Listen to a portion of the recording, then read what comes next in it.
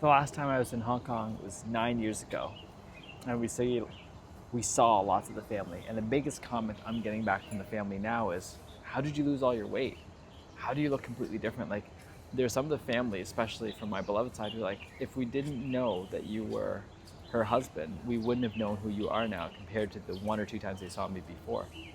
And I got to reflect on that and see and look at the old pictures and notice even well, aside from the color, it seems almost like my jaw structure, the facial structure has reorganized. It's been less of a round face, more of an angular face, more of a masculine face, even with the longer hair. And I recognize it's such a shift.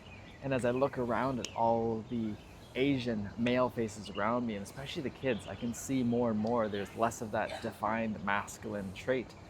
And I'm sitting right here in the sunshine in my cool tan clothing, which means it's letting in as much sunshine as possible, which means it's also letting sunshine hit the privates, which I think is actually really important. I'm noticing more and more. I think when we start covering those places, when we actually have underwear on all the time and those parts don't see light, on top of the fact that here especially, there's so much indoor light, there's so much inside, there's so much screen time, that the men here, the boys here, are never actually becoming men. And then they're actually in a society where it's all about following the rules, whether it's following the rules of school, of work, of transit, of cell plans, of dot, dot, dot. And as they do that, they lose their own autonomy, they lose their own voice, they lose their own ability to speak up. And the business owners are going out of business because all these small businesses are getting crushed with all these different regulations, changes with the pandemic. And I can't even imagine. And so the people are just taking whatever job that they can and just getting by, and so busy with the busy work they're not actually slowing down and stopping and actually sitting outside in the sunshine and getting out early into the sunshine. If you're getting up early, you're rushing out to get your kids to school or get to work. Everyone else is sleeping in or staying up late because it's not easy being in the heat, especially when we don't have the time to rest in between. I plan to be out here in the sunshine, direct sun, as much as I can until it gets so hot that it's overbearing. And then I'm gonna go inside and rest a little bit and then take it from there again and probably come out again with my son and see the lizards and see the turtles and all that stuff. But over and over again, I'm really grateful for the contrasts that have been shown because it's reminding me, okay, am I really happy with this trajectory? Am I living life better than I had before? Am I more limber? Yes. And then the other part that's interesting as I come here is I'm with I call her my sister now, who's the best yoga instructor I've ever met. And she's helping me to see the parts of myself that have been out of alignment. So I thought it was tightness in my shoulder, but it's tightness here because it's trying to make up for the fact that the rib cage is lower on the right-hand side.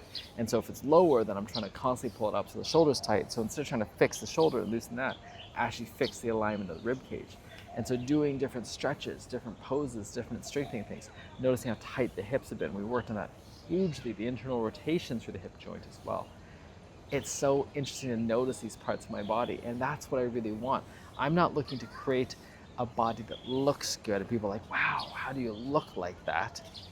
I'm gonna try to create a body where I can actually live better, live more alive, live more free, pick up my son, be able to play, be able to navigate the world, be able to play the sports, be able to skydive, bungee jump, be able to swim with the whales, with the dolphins, swim underwater, be able to save and rescue if it's ever needed.